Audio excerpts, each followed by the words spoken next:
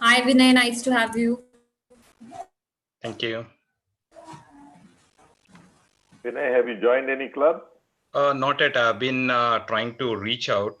Some of them have reached out to me. I'm trying to settle permanently in and around Baner area. My workplace is in Pimpri Chinchwad, so I'm trying to find out what would be the best one. And obviously, we all are stuck with Corona, and trying to see which club was offering to get a virtual program and then get my foot in. So. All clubs have virtual program at the moment. I believe, yeah. Yeah, I would like to be guest in most of these and try to see what best fits my time and circumstances. Okay, it's time for us to switch off our audio. Yeah, good evening all. This is Surendra Panpalia from Toastmaster Pune Entrepreneur Club 1.0.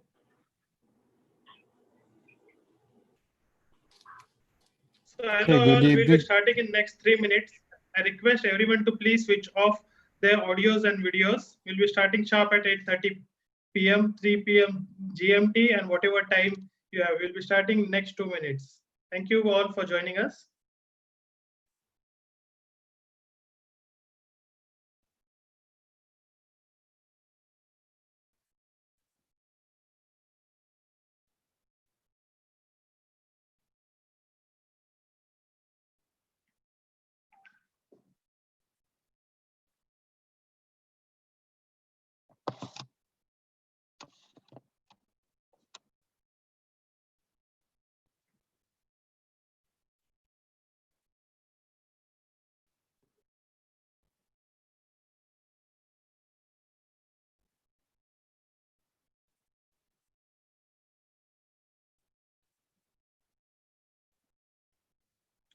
Welcome all the people who have joined now. We'll be starting in next 2 minutes.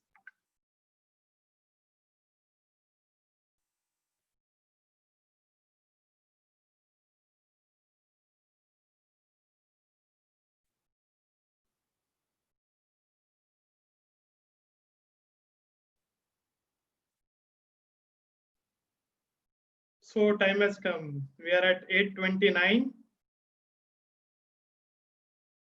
Mike, you there? Yes.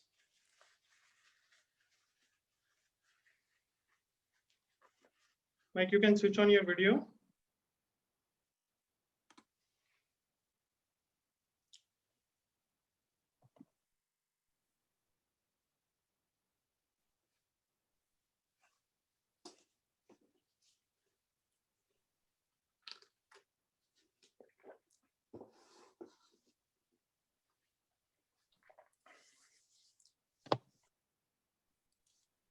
So good morning, good evening, and good afternoon, Toastmasters and dear guests joined across the globe. It's a pleasure to have you, all of you on the bridge today. So I request everyone to please switch on their audios and videos so we can have a great interaction with Mike. I request everyone to please switch off your audios and videos.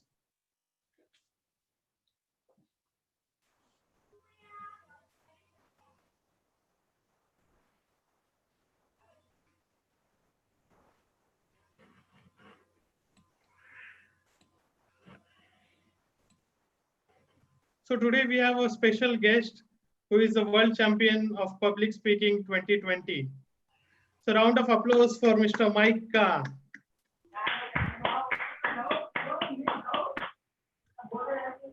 Thank you.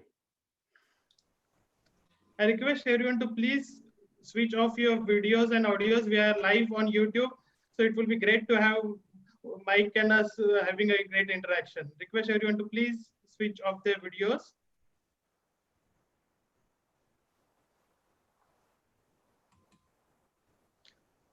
So congratulations, Mike, to be world champion of public speaking, first time on the online medium.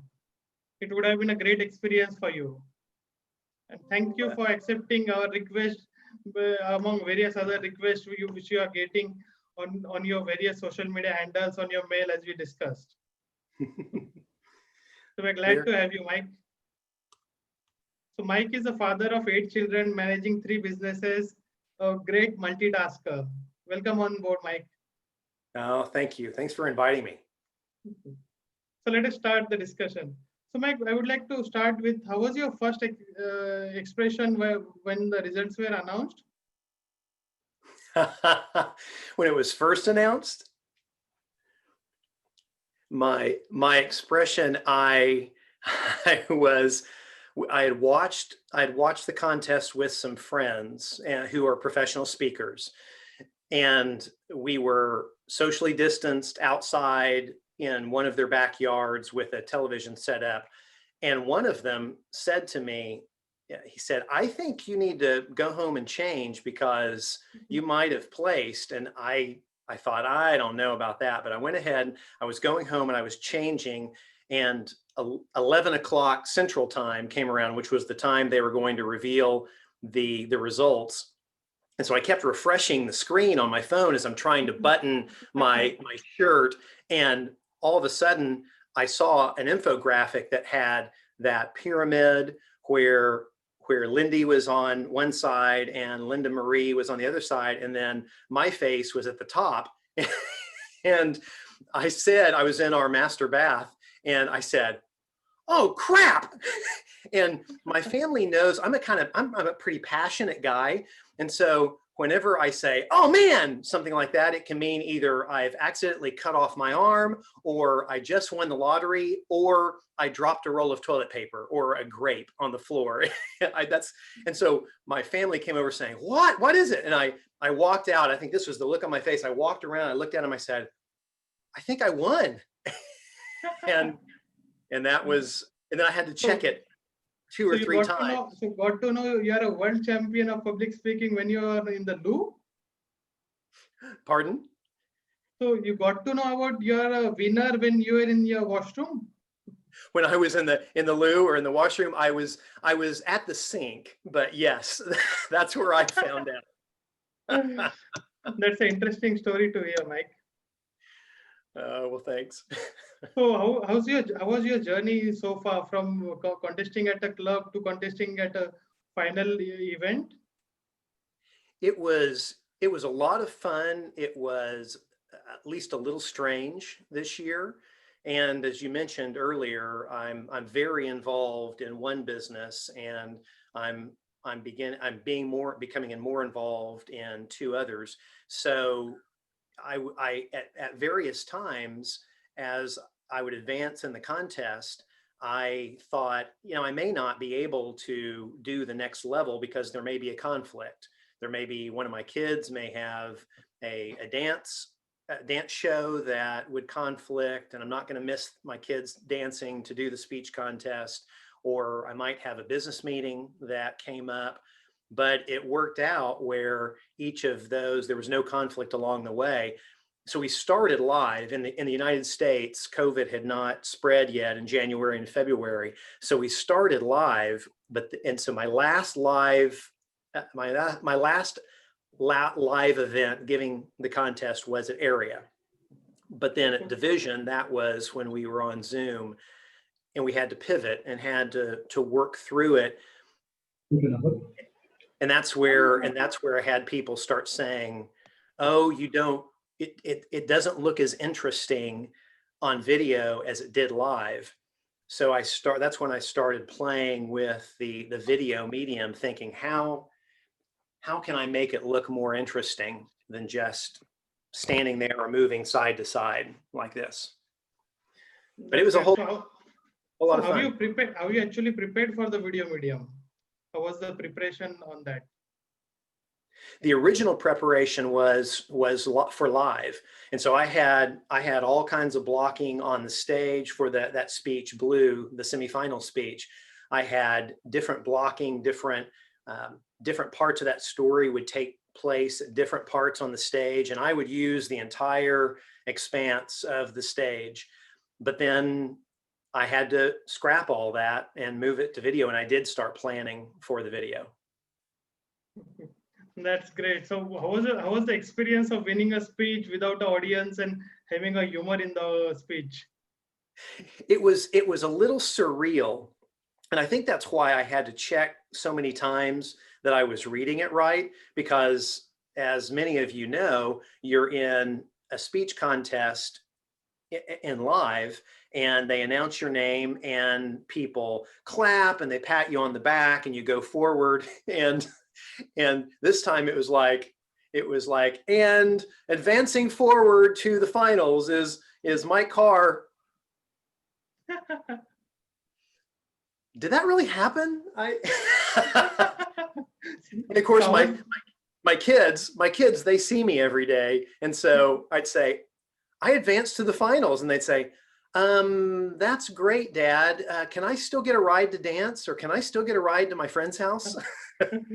So it was a little different, but at the same time, I got to be at the house and go eat nachos right after I would advance. So we came to know that you had a great celebration at home post win.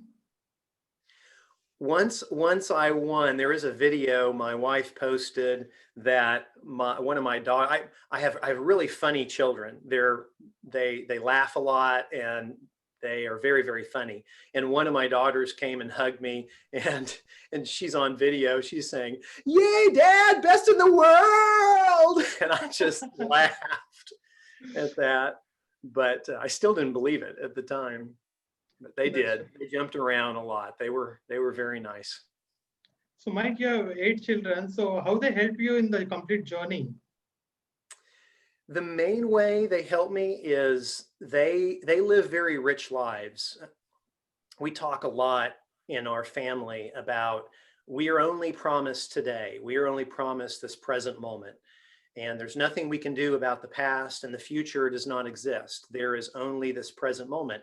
And so to live fully right now, I'm looking out the window right now, to fully embrace and love the blue sky and the sunny day that it happens to be here, and the green of the trees, they have adopted at least some of that. And so they live fully in their lives. They love rich experiences. They try new things, and they, even if it's failing, and then when they fail, they laugh at themselves and they tell the stories. And so we sit around the dinner table and we talk about those things and we laugh, and that is great material to build speeches and keynote speeches in. So that's the way they help me the most. And they cheer me on.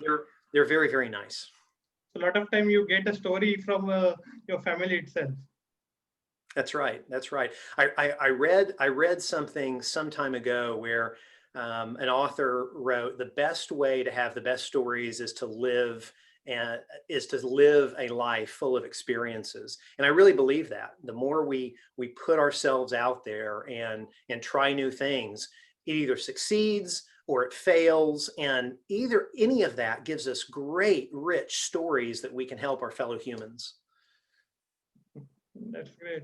So Mike, a lot of us have seen your semi-final speech and the final speech. So how you chose between both of them, that which speech would be going at what time? Some of us feel blue was way better, somewhat better than the other. So, how you chose to give that at a semi-final?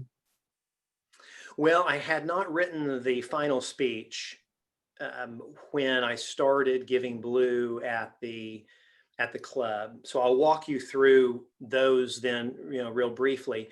I read a book, and I've forgotten the author's name. I need to look him up because I talk about this enough times. When I read a book that I had a friend suggest that I read the book, The Subtle Art of Not Giving an F Word, if you've seen that book. So I read that book, and in the book, he talked about one of the things that was pivotal in his life was he lost a good friend whenever he was a young man to a drowning. And it just brought all the memories back of losing my friend Maria whenever I was in high school. And the fact that I thought Maria was so cool because she was blue.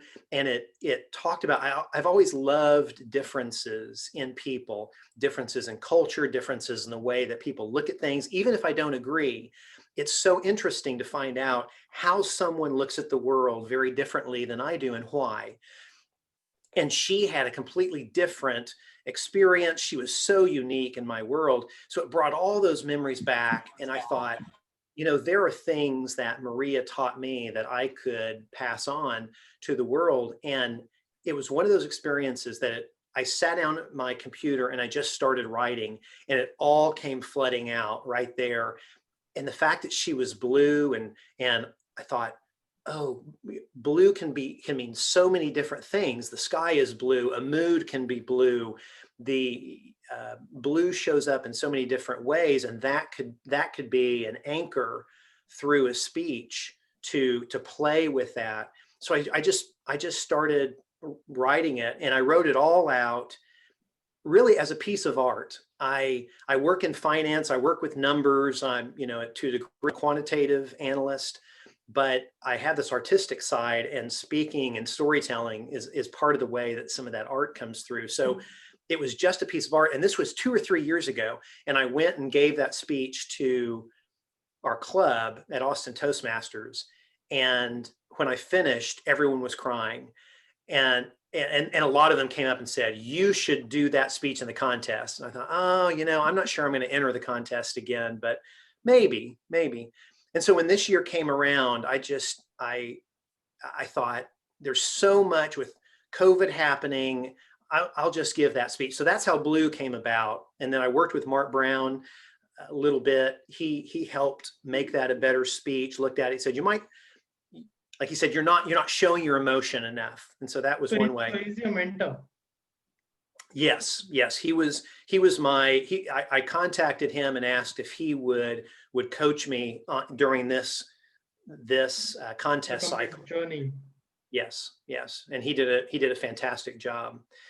But I had a completely different speech written in case I got to the final. It was a speech about my daughter, and I hope to give that speech one day, but that speech is designed to be live. It's designed to be in person, because I move all over a big stage and I crouch down and I'm up in the air. So it just did not translate as well on video. And so I decided, as we were moving, when it looked like I had people telling me, you might go on to the finals, I thought, I need to write a new speech, a speech that really uses the medium to be interesting, because at the final, they're all great speeches. And something I learned years ago is differences sell, similarities don't. So if I was going to look the same as everybody else, how would I stand out? I wouldn't. So the only way I knew, and Kwang Yu Yang, I have so much respect for him, and he's been to the finals so many times, and I was scared of him. I knew that this was his year, that he was going to win. And so I thought, maybe the only way that I can place is I have to bring something that may be different than what everybody else, what the judges see in all of those other 8 speeches. And I didn't know my speech order. What if I was number 1? It's easy to forget number 1 by the time you get to number 8. So again, I thought differences sell, similarities don't. So I wanted to do something different. And that's when I rewrote the speech for something that could really use the medium, use the virtual stage. So you wrote that speech near to the World Champion itself? That wasn't a word speech kind of a thing. Right. I probably wrote that speech. I probably started on that speech a couple of weeks before the World Championships. Okay. So follow up on that. So how one can make a content out of the real life stories? What would be your tips on that? You know, I really believe, well, this is for me, okay, and maybe it works for you, maybe it doesn't. And so if this is not for you, then trash it. That's just fine. But this works for me. Is I love to laugh, and I love funny stories. So whenever I hear a story or I experience something that makes me feel something, either I feel compassion, or I feel regret, or I laugh hard, I've begun to train my brain. You know, we have in our lizard brain the reticular activator. It's that thing that says if I buy a red Honda Pilot, then all of a sudden I start seeing red Honda Pilots everywhere, right? If I start looking for stories that make me feel or that make me laugh, then all of a sudden our brains are amazing engines that the creator has made for us. And our reticular activator begins to draw to us all these stories everywhere. So whenever I hear a story like that, I quickly write it down, put it in my phone, or I write it on a notebook. In fact, I could show you here the notebook that I carry around, and I start typically with a story. And so then when I try to write about 15 minutes a day, if I can't write 15 minutes a day, then I write just 5 minutes a day, but try to write a little bit each day, even if it's 500 crappy words, that's okay. But just the practice of writing. And so when I sit down to write, I've jotted down these stories, excuse me. I've jotted down these stories, and I look at that story and I say, okay, why did it make me feel the feelings that it did? Why did it make me feel compassion? Why did it make me feel regret? Or why did it make me laugh? And there's always a lesson in that. It made me feel that way because why? Because I learned something from that story, or it motivated me, or it just tickled me. And that's where I began. So like, again, the story, like the speech Blue, I loved Maria's story. I said, okay, why do I love that? Well, I love it because she was blue. It celebrates differences among people, but also she taught me that you love life and you live very presently because we're not promised tomorrow. And it can be a great life, even if it's short. And so that's the lesson that bloomed out of that story. That's great. So a basic tip I would like to cover. So the daily practice one can follow is writing at least a page or something, at least a paragraph on daily basis. Right. And I make it 15 minutes because time for me personally, I've got business interests and family. I like to travel. I like to play. I like to dance.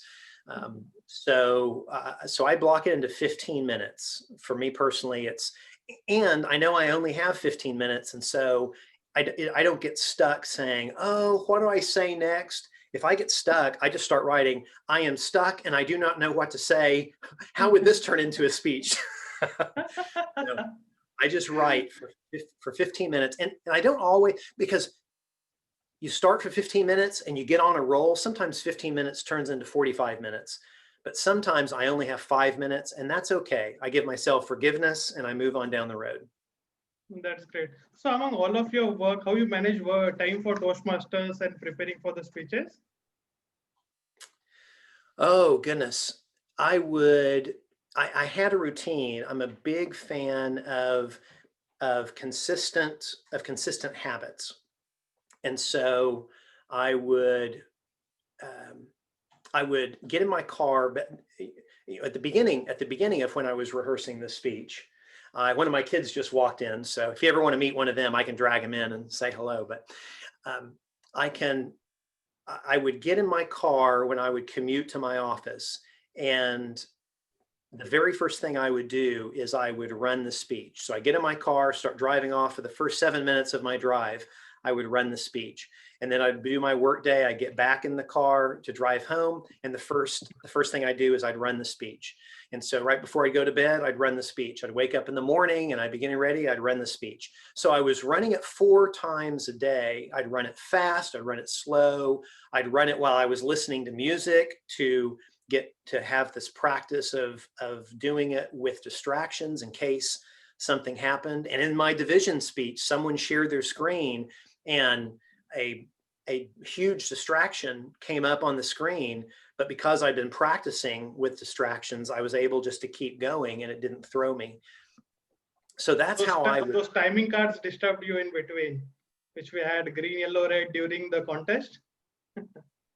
The timing cards, I I do watch, but I typically have my speeches down where I know I don't need the timing cards. I do glance at them, but I typically know within about 5 or 10 seconds exactly how long that speech is going to be because I've run it so much. So how many times you practice a speech roughly? Oh goodness. 4 times a day for 4 or 5 months. 4, 5 months. That's around, if you say 30, 166, 640 times. Yeah. I'd never That's done the math, amazing. but thank you. now I know the answer. So how one can select a topic for the speech and topic, what is the headline or a title of the speech? How to select a title for the speech? You know, that's a really great question, and I've thought a lot about this because as different people have reached out to me and said, how do I write a speech that can win a world championship or at least advance to the finals? And it's not a simple answer because it changes. And I think that's the real question. It goes back to that idea that we talked about earlier, that differences sell, similarities don't. When I say sell, it's because I had to sell to build my first business, but you could also say differences win, similarities don't. A lot of us will go and look at the speeches that have won recently. And that's a good idea to get a template. But it was like Picasso once said, you have to learn the rules like a master so you can break them like an artist. We have to go and look at what a Toastmaster speech looks like. But then we also have to look at what is being done a lot in Toastmaster speeches, and we have to change it a little bit. I'll give you an example. If you notice that a lot of people will, a lot of speeches, in their speeches, they will talk about their experience and then they'll look at the audience and they'll say, have you ever felt afraid? Or have you ever tripped and failed? And it's really good to engage the audience and make the audience the hero of your story. But that has become a similarity, that a lot of people use that language. Have you ever tried and failed? And so the way I tried to change it up in my final speech, you'll notice that I said, Mrs. Montgomery is looking at me and says, so I'm putting essentially my arm around the audience and I'm saying, the victory is not in the results, the victory is in the try. And then whenever I was talking Mike, in that I would like to ask how you had set up your mic that all the voice was clear. Well, you're talking about this mic right here? Yeah. So I have I can pick it up and show you. I've got a lapel mic here, and it is a Sennheiser that then is plugged into this on my computer, and that's how I was all mic'd up. So I can move way back here, and hopefully you can still hear me just fine. So having a wireless mic is great to have a good movement virtually. That's true. Right. Now I've wrapped it around. So next thing, would like to ask how you did the marking for the online. As you started on one corner of the screen, you went to the another corner, came into the center. How you made that virtual marking in your room? What I did was I put the screen, I pinned my video, and then I spread the screen out to the full length of the computer screen. So whenever, like right now, I'm talking with you, and I'll set it up just like I did for the contest. I've got my video on speaker view pinned. So I can see roughly what you can see. So if I get down here in the corner, then right about there, I know that if I get too far over here, then you can't see my full face.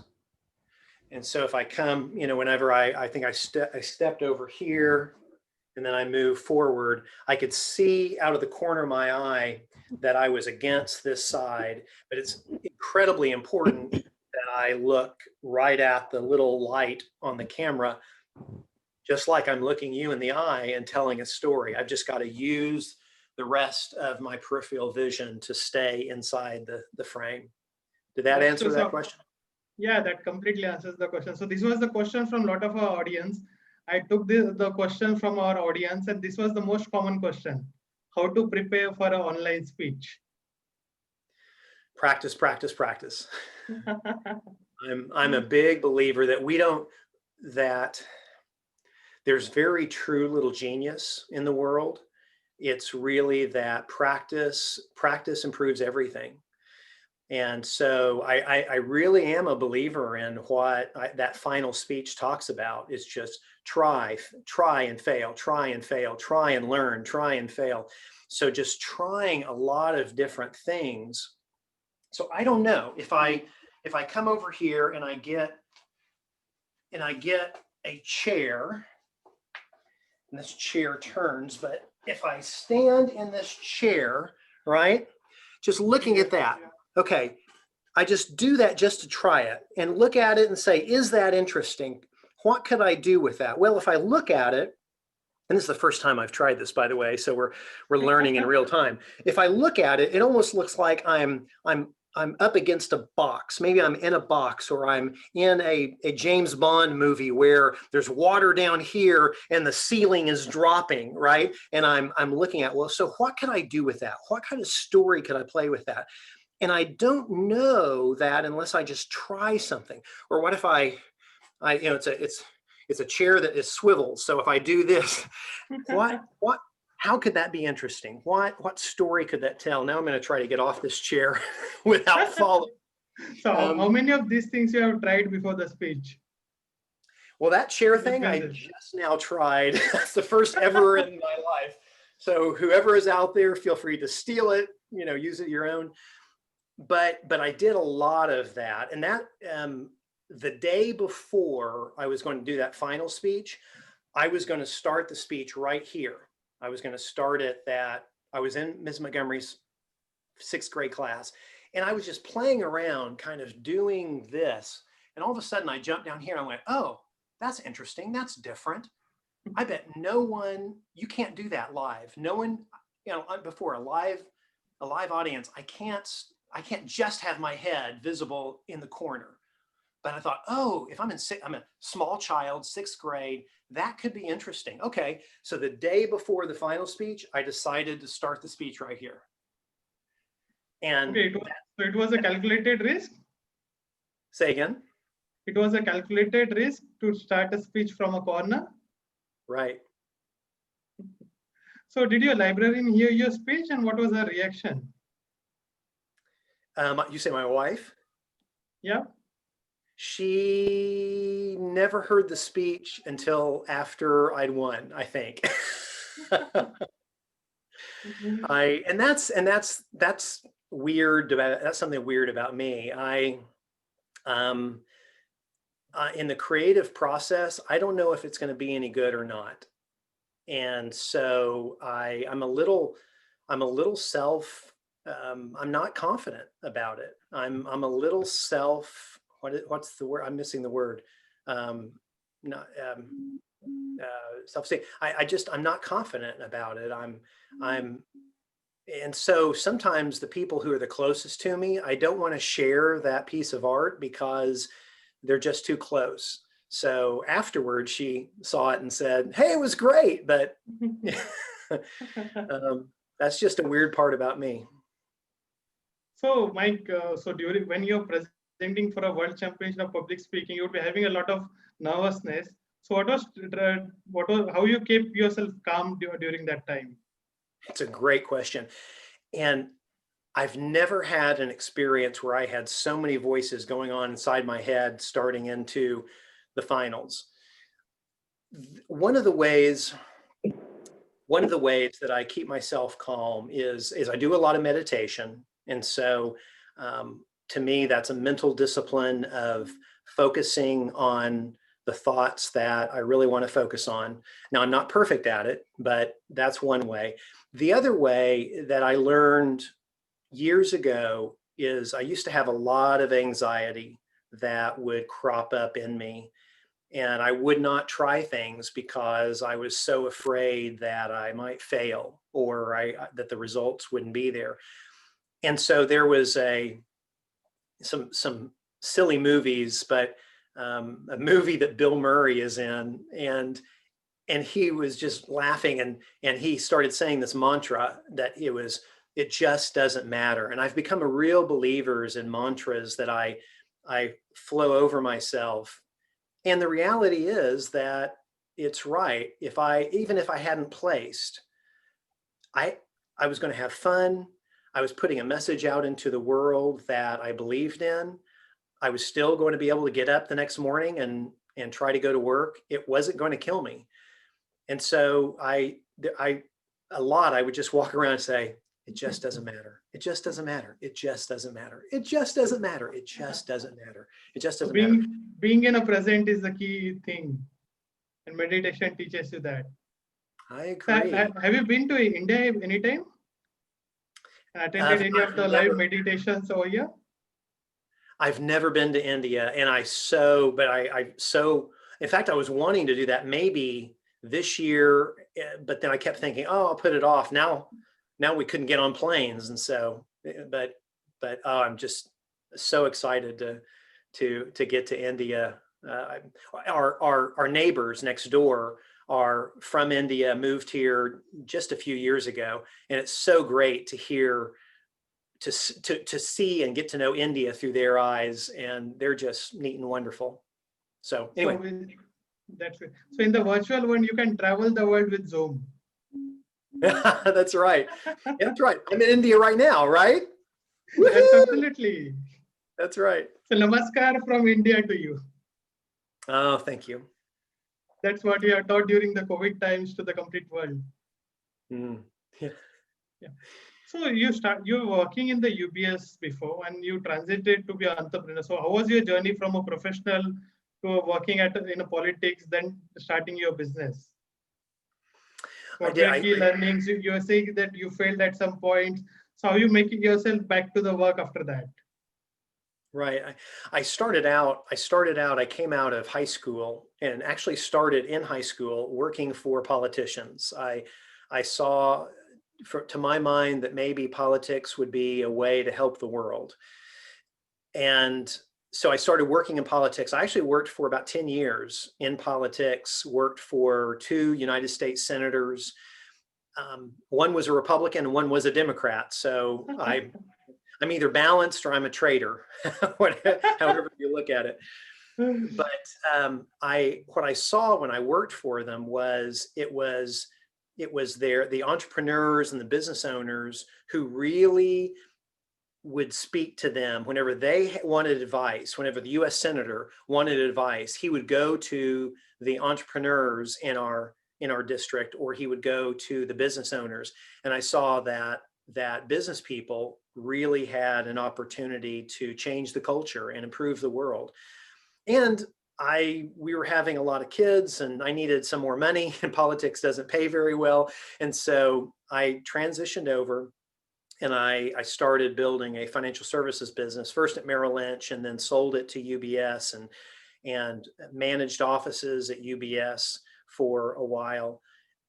But I always loved working more with clients and in an entrepreneurial journey. So after a while, I left UBS and went into partnership with some partners and started some other businesses. So I guess early on, I'd started a few businesses, even, while in politics on the side. And that's how it came about. So being from a politics as well as the finance background, what do you think about the coming elections and how it will reflect on the finance? on the stock market of US elections? Yeah. Because US impact the complete global economy at a large. So what's your take on it? Sure.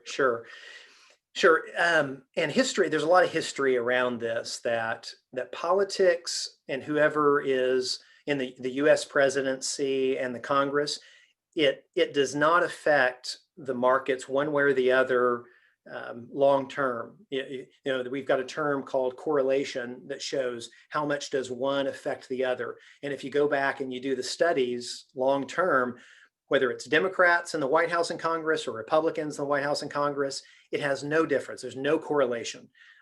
What really makes a difference is the business cycle. What does happen is, as Americans get nasty and they start fighting each other coming up toward an election, that creates volatility. That creates a roller coaster in the market. So long term, it almost really doesn't matter. But in the short term, there's going to be a lot of volatility, and that's what we're prepared for.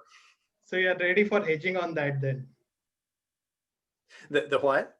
Ready to hedge on the complete thing would be what would be happening around the elections then?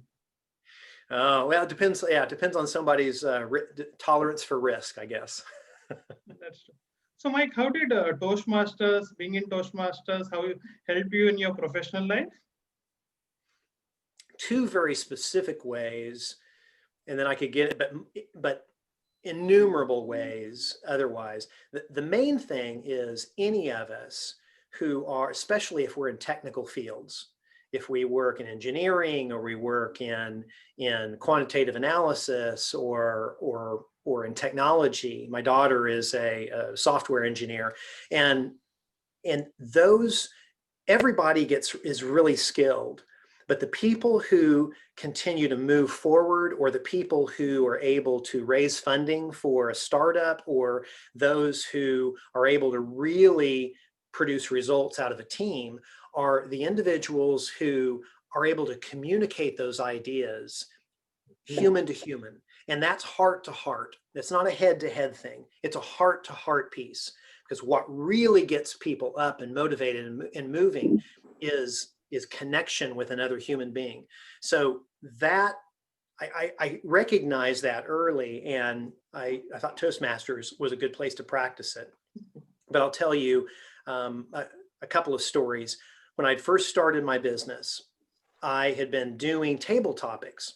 Went into Toastmasters because I said and a lot, and it was distracting, and I would go off on tangents. I would start talking about one thing, and I'd think about something else, and I'd, go talk about that. And I'd think that made me think about something else. And go talk about that. And I never would really answer the question. So table topics helped me in the moment.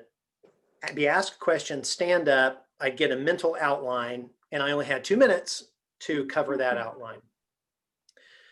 Well, I had been doing Toastmasters maybe a year, and I picked up the phone one day in my office, and it was my largest client calling to fire me. And I immediately stood up, looked up, smiled, held the phone, and it was like doing a table topic.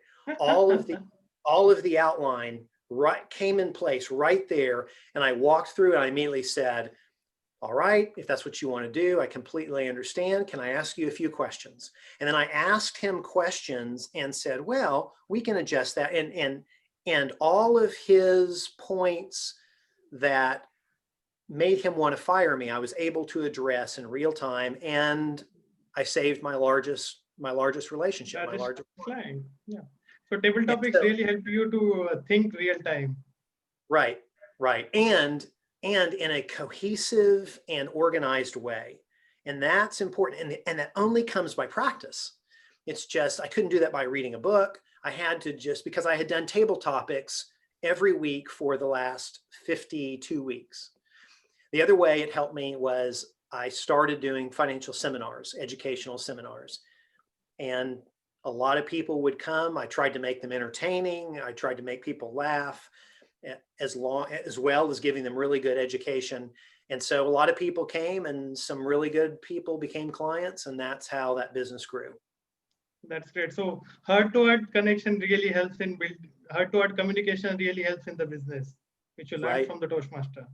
That's so true. It's so true, because there are a lot of smart people out there, but we are humans.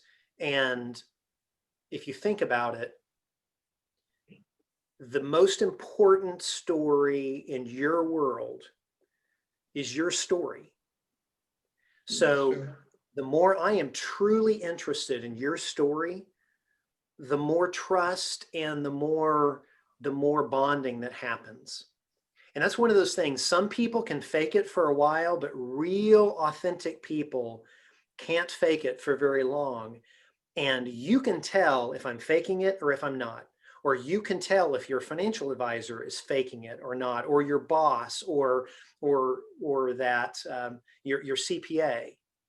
And that it's that trust piece that's so important to give. And it's the difference between a very short-term business plan and a long-term business plan. And I will tell you, long-term wins over time. So it's that communication, that trust piece that Toastmasters really helps us practice and speak to. So building trust through the communication. Yeah. Yeah. So Mike, you would have done certain leadership roles in the Toastmaster Club. So what were the learnings from it and how it helped? Oh, goodness. You know, I learned, I was president of our club one time. The thing that I learned the most was that people showed up because they learned something and they had fun. And so we would, you know, the president, at least in our clubs, is it true in clubs around the world as well? The president typically leads off, starts the meeting. And so we just wanted to start the meeting with energy and excitement and not focused on us, but focused on you. We're so glad you're here. Hope you learn and you're able to take away what you came here to get. And so very you focused, telling our guests, we're not going to call on you, but we're so glad you're here. A lot of energy, and we're going to have a lot of fun. Hopefully we're going to laugh a lot, and this is what you're going to see. So creating an environment from the very beginning that sets the tone of that we're about you and you're here to learn, and whether you're whoever you are, and that's what we're going to do. We're going to have fun. We discount how important fun is in business. If there are two people who are incredibly good at what they do, we will hire or work with the person that is just more fun. People do business with people they like. And we all need a little more fun in our lives. And so that was important. That's what I learned as president. Also, just crisis management. In our club, we had a real rift while I was president. And some of my very dear friends were on the opposite side of, I'll tell you what the rift was, that if you watch Tony Robbins or Gary Vaynerchuk, and you'll see that in a lot of speaking now, it's becoming very, it's in vogue for speakers to cuss a lot, to use a lot of salty language, you know, and cuss a lot. Well, we had a very good speaker who came in who was just cussing a lot in his speeches, and you know, he's a good friend, and that didn't offend me that much, but it offended a lot of people who came, and that's just, Toastmasters said we're not going to be about that. And so I, as president, had to come in and navigate that out and say to him, hey, you can do that, but you've got to do that on your own time. There are certain rules within Toastmasters that we have to follow. And I don't even disagree with you, but we've got to be respectful for the maximum amount of people in this environment. And so that was difficult. That's a learning how to manage the conflicts, which arises quite a lot. Managing the conflicts.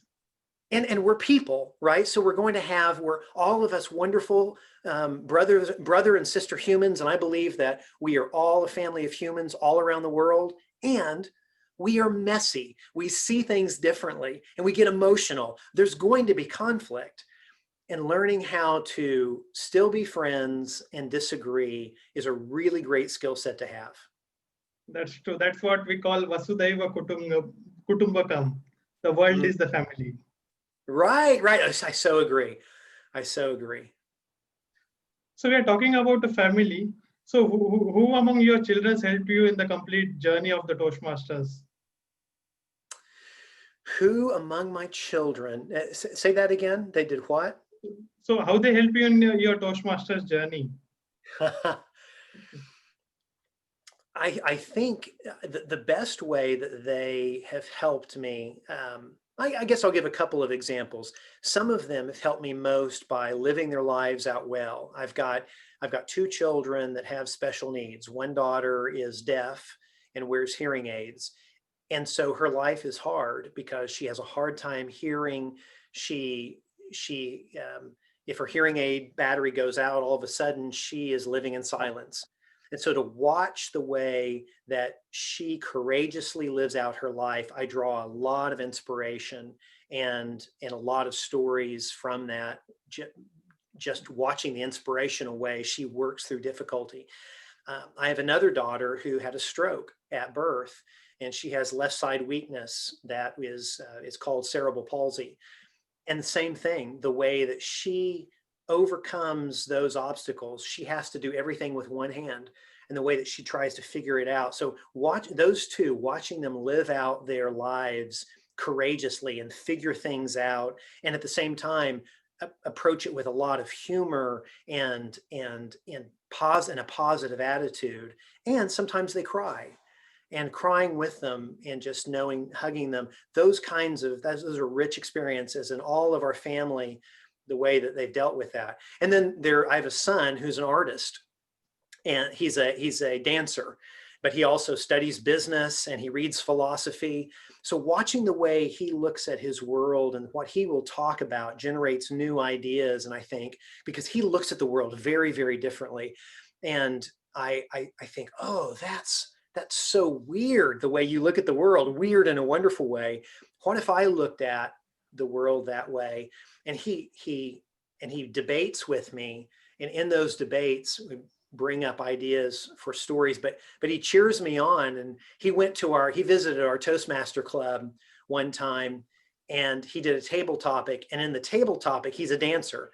In the table topic, he ended up doing the worm across. Have you seen this? Somebody lays on the ground and they do this with their body, across the floor. I had never seen anybody do that in a table topic. And I thought, why haven't I thought of that before? So just by example, he teaches me to think outside the box. Outside the box. So that's what inspiration and the innovation, what you learned from the family members. So Mike, are you ready to take a table topic? We are talking a lot about the table topic. A 1-minute speech on a table topic. Sure.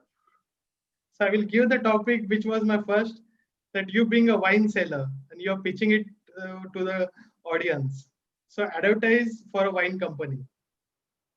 Advertising for a wine company. Yeah. Okay. Is it red or white? So you are a Toastmaster, you are into business. So this is a simple pitch for the customers. And how would you pitch it? All right. Is it red or white, or do I get to pick? Anything, any brand you can pick it. Okay. All right, good friend. You see a lot of wine bottles when you go to the store, and you see, as far as the eye can see, a lot of prices, and we tend to gravitate toward the cheapest price. But this wine, the Subrum wine, has a rich tannin in it. And what you really want from wine, isn't it, is the experience, what you're eating it with, and whom you're drinking it with. So you sit down with your lady love. You're wanting to get closer. You're wanting to take that relationship to the next level. If you open this bottle of wine, even though it's more expensive than many of the other bottles that you could have, you open this wine, and immediately at the first taste, it says, this man cares about me. He cares about my health because remember, red wine helps our heart. And he seeks out something that is better than the average just to make me feel that much better. So if this man wants to kiss me, I'm going to let him kiss me. Now, isn't that motivation enough to go ahead and try this out at least once? You sold it, man. You sold the complete thing. That's amazing. Well, I appreciate it. That was a fun question. I have to say kudos to you. I have never been asked that. So Mike, this was the table topic which was given to me when I visited the club as a guest. I love it. I gave you the same topic. I love it. I love it. So Mike, what would be your tips or how one can prepare the person who is starting today for the World Championship of Public Speaking? So how one can prepare for it starting today? I would say starting today, write 15 minutes a day. Start looking out at stories, and stories can be in movies. The reason I started those speeches out the way I did was because my favorite movie beginnings drop you into the middle of a story. If you think about the movie, it's an old movie, but Raiders of the Lost Ark. All of a sudden, you don't know what's going on, but you're right in the middle of the action from the beginning, and then they tell the backstory later. And so with Blue, that's why all of a sudden she was blue. You know, not just her fingernails and her closed eyelids, but the hue of her cheek. And people always told me, oh no, he's giving someone mouth to mouth. And they're thinking, what's going on here? Or starting down here, you know, I was spellbound whenever dropping. So if you're writing, you see stories that you like, that grab you, and then write about them, write your own, or asking, what's my version of that story? So I would say begin writing 15 minutes every day. If that can stretch into 500 word or 5,000 words, whatever works for you. But even if it's just 5 minutes, if you can't do just writing 5 minutes every day, if it can't be 5 minutes, make it 2 minutes. And if you can't write 2 minutes every day, then you're too busy, my friend. Writing is one thing. How should be the preparation? A lot of people think preparing in front of the mirror. So what's your take on it? I actually am a fan of that. I am a fan of looking right in my own eyes. That probably better than anything helped me prepare to look right in this eye, right here. That standing in front of the mirror, because I could see the nuances of my facial expressions.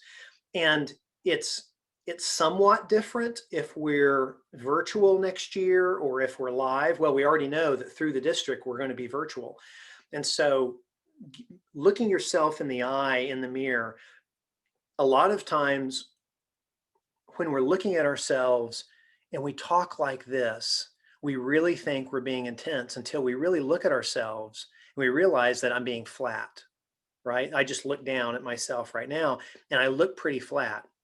So if I really look at myself and then I talk like this and I say, oh my goodness, I feel like I'm being cartoony if I'm looking here, but if I look down and I see myself, oh my goodness, it's being expressive. So you can do that in the mirror.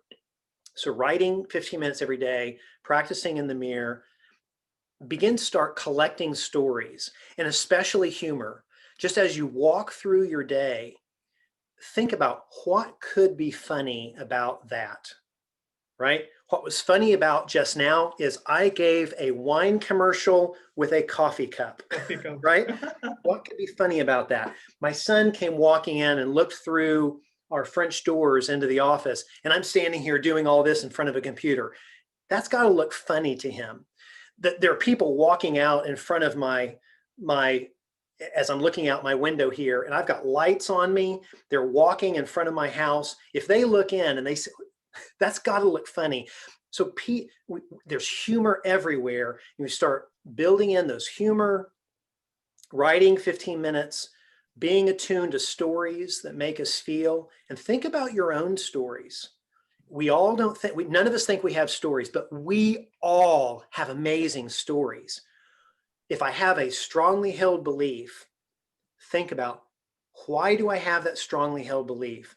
And I guarantee you there's a story back there somewhere that caused me to have that strongly held belief. And that's a great story to build a speech on. Write about it, play with it. So these are the key, 3 key tips I would revise. At least write for a 15 minutes, prepare well in front of a camera or in front of a mirror. And the another things, have your own personal stories and add a good humor to it. That's 3 things. Right, right. That's great. So Mike, we are at towards the end. So let's start with the rapid fire. I'm sorry, say that again. Let's have a rapid fire questions. Okay. Yeah. So what could be that one thing you would like to change from your winning speech if you get a chance to do? Oh, I meant to say, whenever I was talking to the people from Norway, I meant to say, and those of you who are from Norway, I don't know why I thought that was my only safe haven in the world, but maybe I thought that the UN, that Norway had made an agreement with the UN that they would not let any vigilante librarians. I wanted to say vigilante librarians. I thought that was funnier than crazy librarians. So I would change that. I would move, whenever I was talking about Toastmasters tried the virtual environment. And yes, there were some glitches, but that's what innovation looks like. Then I would have stopped, said, the victory is in the try, right there. And then moved on to say, if you as a leader want to help people fix persistent problems. So I think I would have moved that. I would have had something more on my thumb to completely black out. It looked red, and it would have, if I could have completely blacked it out a little more, that might have been a little more effectual. There are a lot of things you can do. You would like to change in the speech then. Right. Oh, that speech can certainly be improved. And I went back to Mark Brown after the final speech, and I said, how can I improve that? I mean, that's the great thing about life, right? Is if I wake up again tomorrow, then there are things I can improve. There's constant growth until the grave. And that's an amazing way. That's an amazing way to live. What I want to do is take that speech. Well, I'm already doing it, is take that speech and I'm blowing it up into a keynote that I'm rolling out to entrepreneurs. There's some entrepreneur groups here in the United States that I'm going to speak to and make that 7-minute speech an hour keynote talking about innovation. So what's next for you as a world champion? You're saying making a keynote. So what are the key activities you're planning being a world champion now? Well, I want to do a lot for Toastmasters. I've gained a lot from Toastmasters, and so I'm trying to say yes to any Toastmaster group that comes in and says we'd like some help or do a training, or I just believe in the mission. And the better and listening is a huge part. One of my keynotes is about listening for leaders, because listening is a big part, but the better we communicate with each other as humans around the world, our family of humans, the better we get along, the more rich life is, and the better the world works together for the common good for all of us. So if there's any little teeny tiny way I can help with that, I want to help with that. And I think Toastmasters is a good way to do that. But also I'm doing more keynote speeches. I'm putting together promo videos to roll out to associations and corporations to talk about better communication in a virtual environment, talking about listening for leaders, and also innovation and determination versus motivation. So those things. That's a lot of plans. So we're discussing about the building a course together just an hour back. Right. Just doing So a lot of that's stuff. great. And so we have yeah. Whom you idolize as a public speaker, Mike? I'm sorry, it broke up a little bit. Say that again. Whom you idolize as a public speaker? Who is the public speaker who you idolize? The public speaker I idolize the most right now is Mike Birbiglia. He's a comedian, but I would encourage everyone to go. So there are a few people I'll tell you. Mike Birbiglia, if I could give a keynote speech the way he does a comedy show, that's my next goal. That's what I want to go to, is in his comedy shows, he really gives a lot of good substance, but it's in the middle of this great storytelling and great comedy. So Mike Birbiglia he's my Super Bowl winner of public speakers right now, just happens to be a comedian. There's a comedian named Michael Jr. who is just so amazing. And he talks about, in fact, if you go and you Google Michael Jr.'s TEDx talk, he talks about different ways to look at the world. He grew up and had such a hard time. He was dyslexic, he had learning disabilities, but it was the way he worked around it now that has allowed him to do so much comedy. And he's just a really good human also, the way he talks about doing good in the world. So Michael Jr. is one. You might be able to tell I'm not a funny person naturally. So you can't say that your speech was really humorous. You can't say you are not a funny person. I have to work at it. I have to work hard at it. And so a lot of my mentors are comedians right now, but they're comedian storytellers. And that's what I really love. And I have to think about anybody else, but definitely Mike Birbiglia and Michael Jr. So the follow-up on that, so which would be the best books or must-read books in your list? Do you want them to be speaking books or just best books in general? First the speaking books and then second the business books.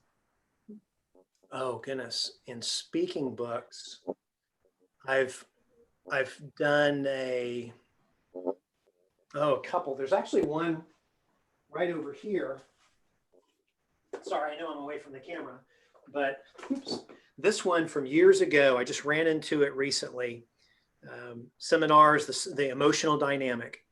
And that's an old one, but it was really good.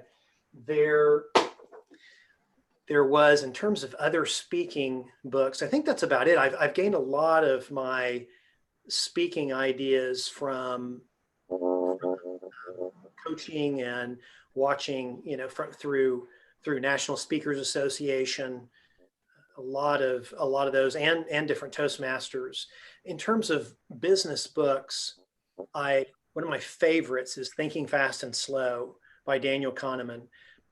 It's really meaty, and it took me a long time to get through, because I'd read a little bit and then I just write for days about what we just learned. But he's a brain researcher, a psychology researcher, and talks, his Nobel Prize is in decision theory. But if you think about the way we make decisions, it touches everything in our lives. So understanding humans and the way that we humans look at the world and how that affects us, that really informed the way that I wrote speeches, did business, communicated ideas. Thanks for the great suggestions, Mike. Those are the great suggestions the people can indulge into. Oh, thank you.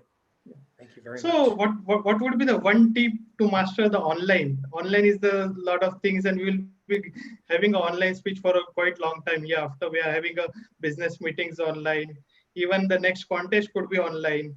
So what is your key final tip on preparing for the online speech? I'd say the key, I thought of one other book, and I'll tell you real quickly, The Power of Habit. Maybe everyone's heard of it, but it's one of the best business books I've ever read, or one of the best books I've ever read. So preparing for the online, it's again practice. That's why I really think that the entire world should be members of Toastmasters right now. I'm not sure there's any other format where weekly we can practice this connecting with other humans through a camera and otherwise, because setting it up, the things that really need to happen right now, it's so easy for me to look down at myself, or if I pin your picture, look down at you, but that doesn't create that connection.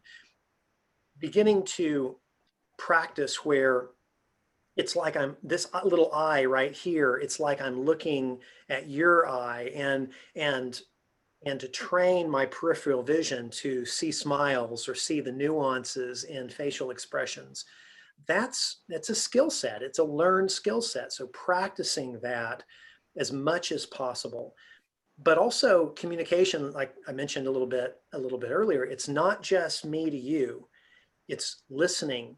It's making sure that I'm focused on you, that each of us, if we will just truly see another human being, if we will just really become interested in another human being's stories and emotions and care as much about what you feel and think as I care about what I feel and think, everything begins to flow.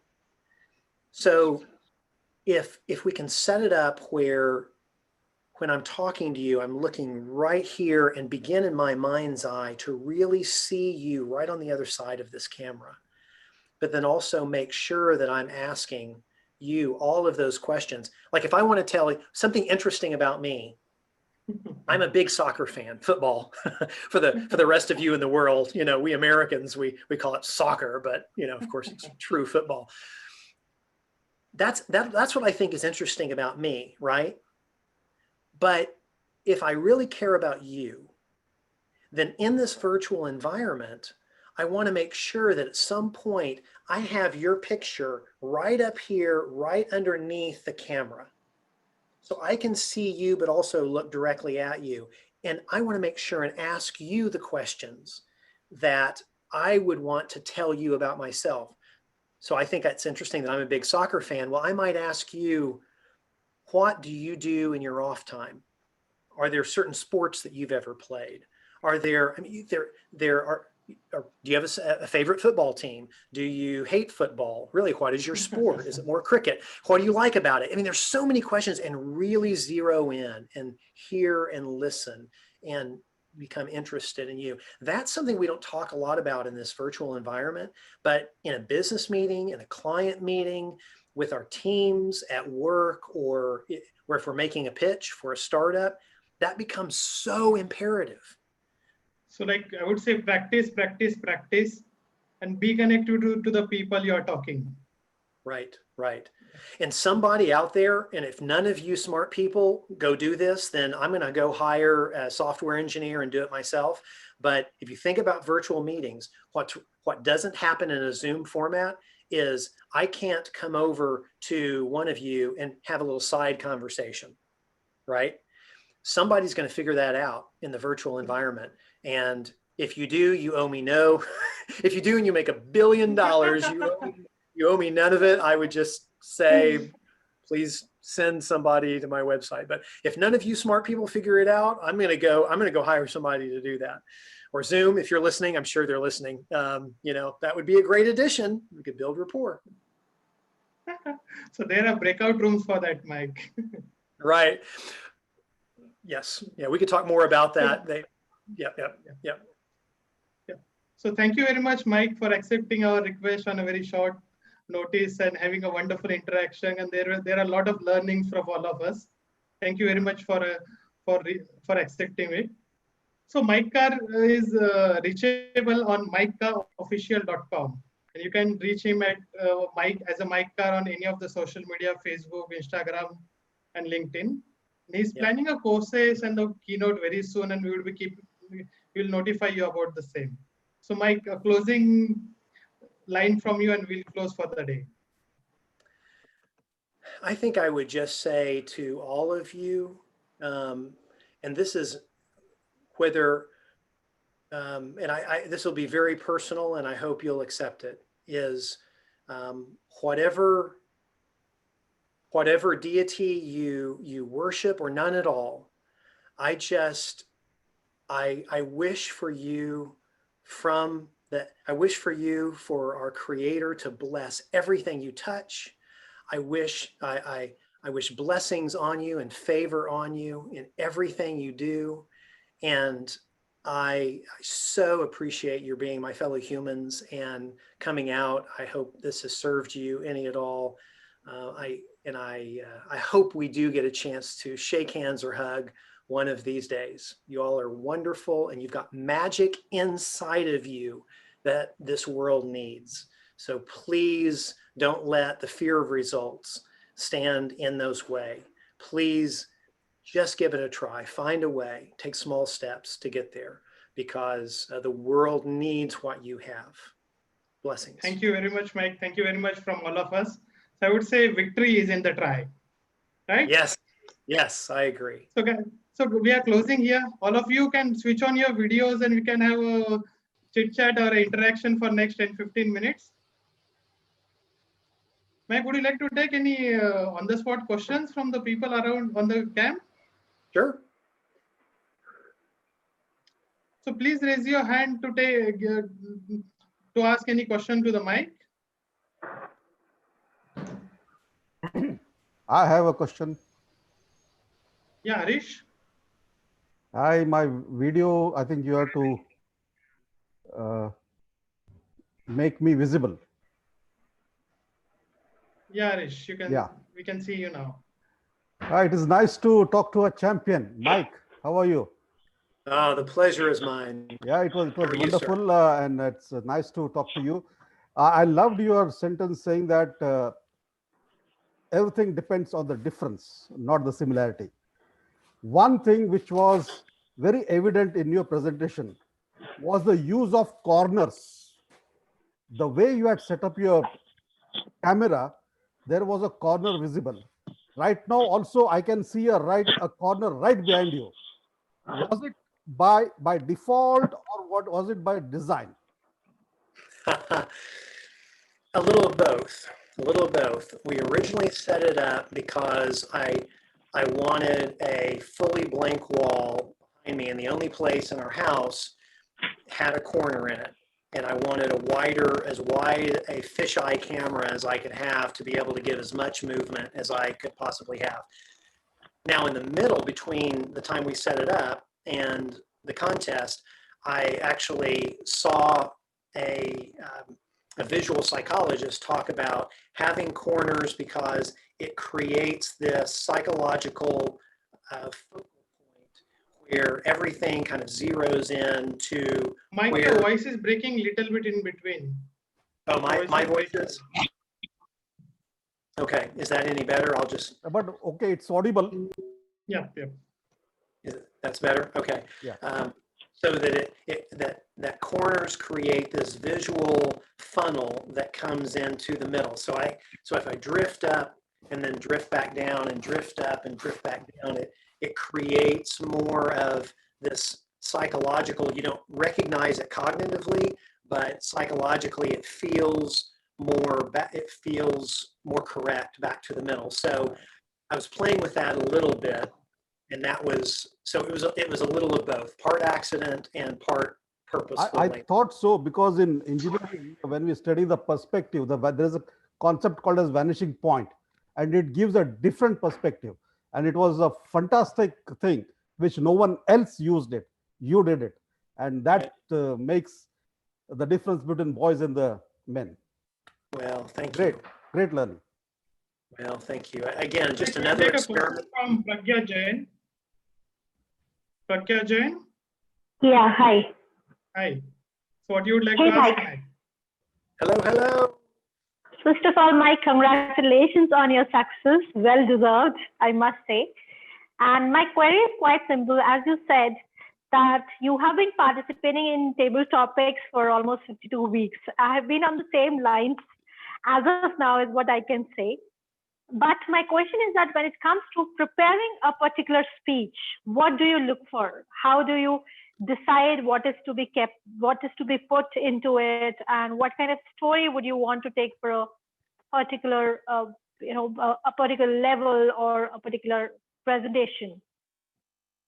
This is my first query. And second would be, when are you coming to Hyderabad Toastmasters Club?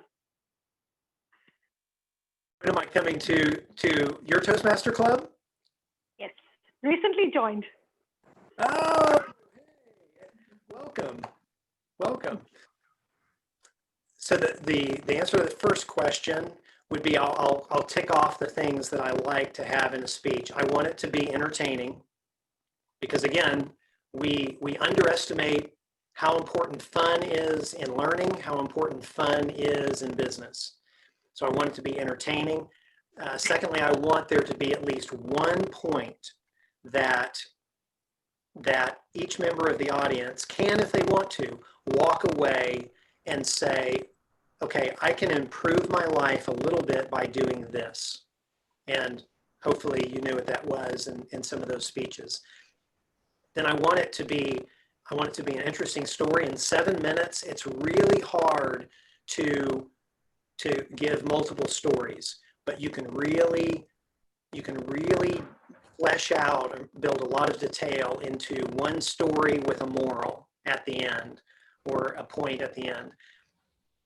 It needs humor in my opinion, because humor is really, if you think about it, humor is an emotionally bonding experience between humans. When we laugh together, we get closer. It builds trust. And it's fun. It's a shared fun experience. And I would say it needs to be cohesive.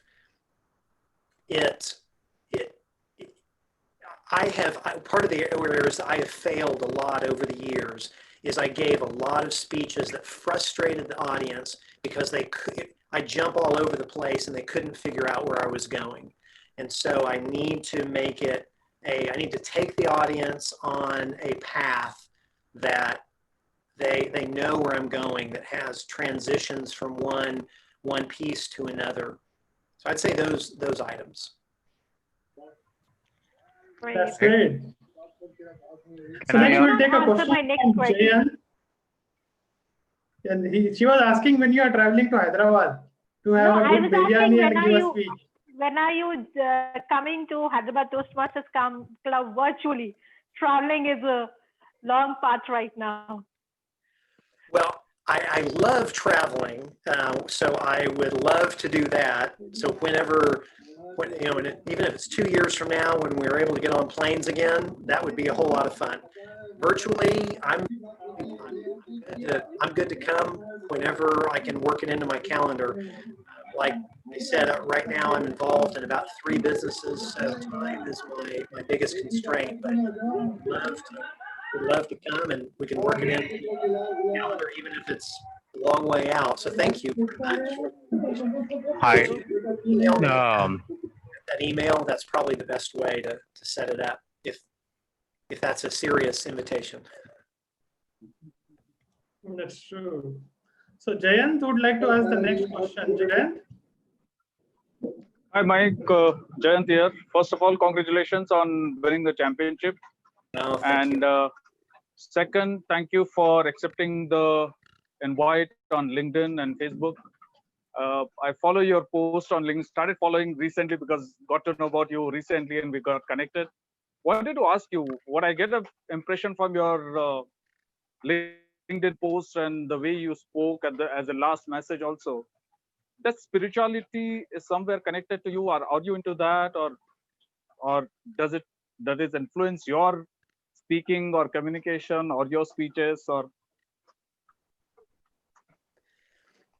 So the simple answer is yes, and that can be a divisive subject. I tend to not go too far into specifics, about some of that, just because I like to tear down walls, not build up walls. But I do believe I seek what is real in our creation and what connects us, and I believe that there is reality out beyond what we see, and that reality does connect us all. I believe that we are all connected in spirituality. So my personal belief, I'll say it that way. I say anybody who's listening, you don't have to believe what I believe, but I do believe that that truth is a beautiful thing, and gratitude, and that And the Creator created us to all be together and all be family, and that we are all connected. And so looking out for each other, that it's hardwired into the world that the only way to do best by ourselves is to work to do best by everyone else. And so I'm a seeker. I seek what reality is. I seek spiritually. I pray. I seek what truth is, and my beliefs change over time as I seek for answers.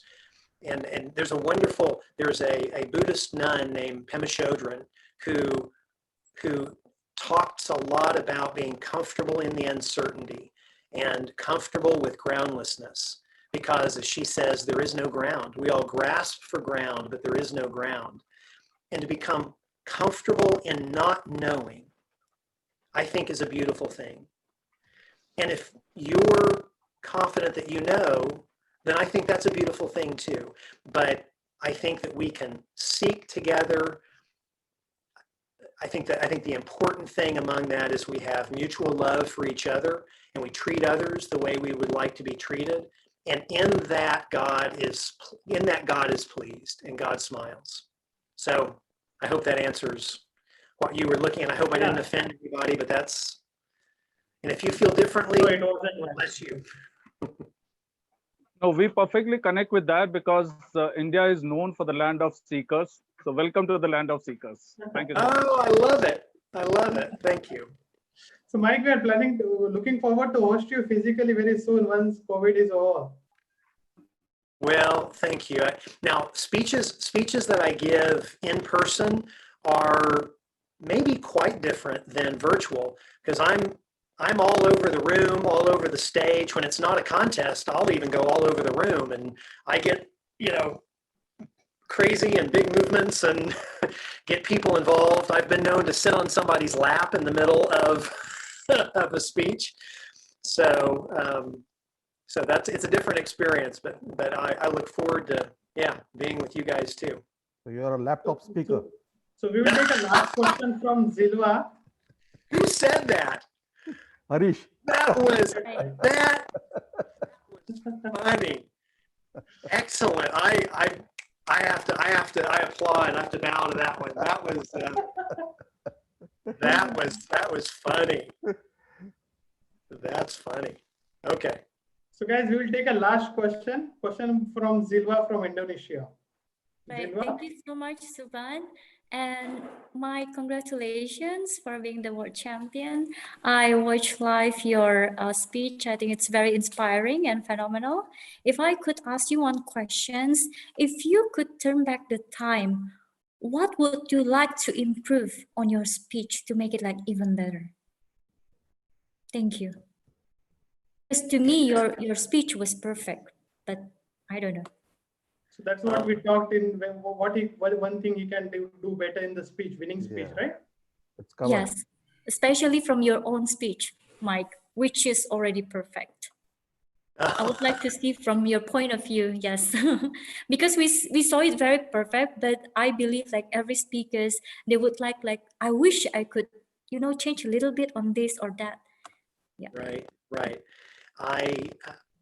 I think I saw there were a couple of times when I was following my mental outline, and I would have run that speech, that final speech, more. I would have started earlier, so I could have run it more, because there were a couple of times when I look at it, I can see myself thinking through the outline, and that was a time I was really trying to connect with the audience, with the you. I was trying to connect with you in the audience, and I caught myself thinking through the outline, and I would have much rather that flowed more seamlessly. It was the point where I was saying, if you want to lead people to solve persistent problems, it's right in there. I can see it. I can see me thinking through the outline and remembering the words, and then going, I wish that were more seamless.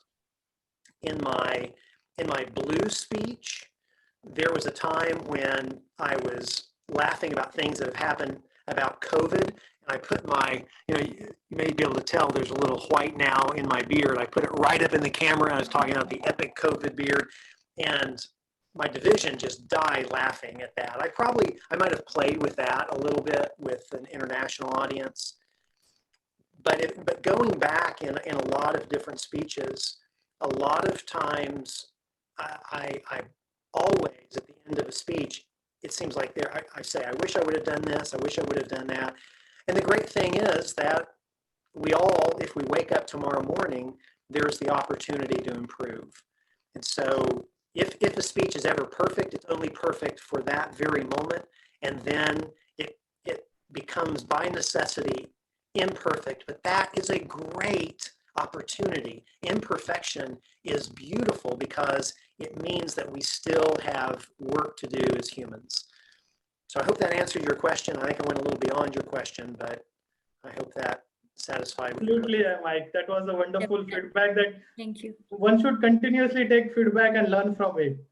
So I would end with, I thank all of you for joining the session from all the time, right from 4 a.m., 12 p.m., 9 p.m., or whatever, 1 2 p.m. So have a great time, guys, and keep one thing in mind. Victory is in the try. That's a learning from the Mike's winning speech. Thank you very much, Mike, for accepting our request. It was a great interaction and looking forward to host you physically very soon. Thank you very much, everyone. Love to you all. Love to you all. I think everyone can switch on the camera and I will have some snap. Yeah, good.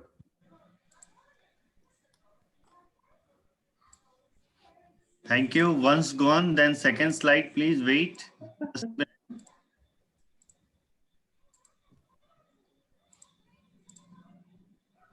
Say cheese, everyone, right?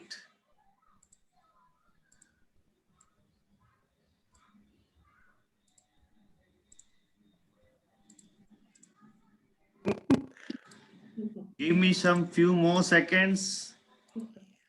Now this is last slide, please. Everyone, cheese. Yeah, say hi. Yeah, right. Thank you. So guys, let us make noise for Mike.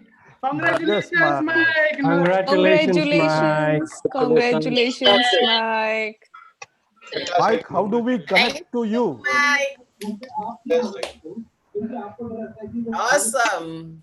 I heard somebody say, how do we talk to you? I'm on all social medias, and the website is Mike Carr Official, and my email is there. So feel free to, I apologize if it takes me a while to get to you, but I do try to respond to every reach out. Great to have you guys. We will close the session at this point. Thank you. Have a great time ahead. Thank you to all. Thank you, everyone. Thank you, Mike. Thank Have a you. great day. And congratulations. Great day. Good starting the day. And good night for the people who are in the night Good time. night, everyone. Bye. Good show, Shubham. Mike. Thank you. Wonderful.